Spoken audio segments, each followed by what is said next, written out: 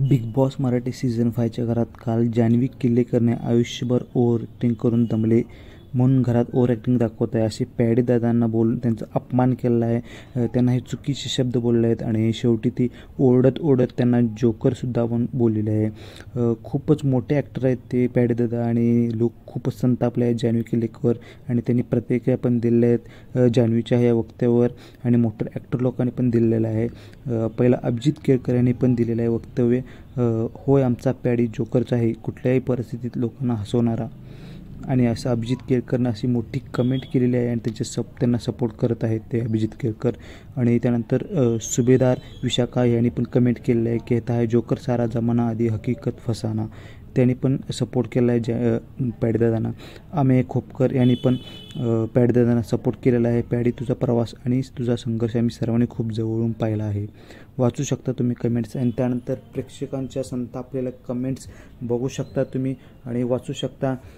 किती जान्हवी किल्लेकर चिडले आहेत, लोक संतापले आहेत कारण ती पॅडीदादांना खूप काही बोलून गेली त्या रागारागात आणि हे चुकीचं आहे जान्हवी किल्लेकरकडून.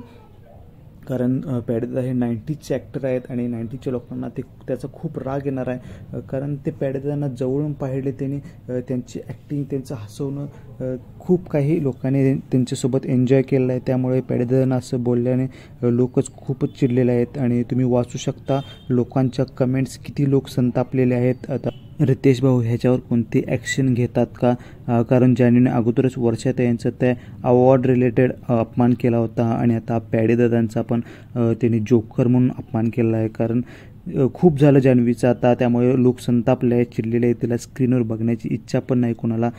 त्यामुळे रितेश भाऊंना चांगलीच शाळा घ्यावं लागणार आहे जान्हवीची भाऊच्या धक्क्यावर, कारण लोक खूपच संतापलेले आहेत आणि खूप झाला अपमान. तोच तिचा गेम चालू आहे, तोच तिचा खेळ चालू आहे, त्यामुळे जान्हवीला आता शिक्षा भेटणे गरजेचं आहे. लोक तर असं म्हणतात तिला घरातून बाहेर काढून टाका. बघा काय होते भाऊच्या धक्क्यावर. आणि मित्रांनो, तुमचं काय म्हणणं आहे कमेंट्स सेक्शनमध्ये नक्की सांगा. व्हिडिओ आवडला असेल तर लाईक करा आणि असे नवीन व्हिडिओसाठी चॅनलला आत्ता सबस्क्राईब करा.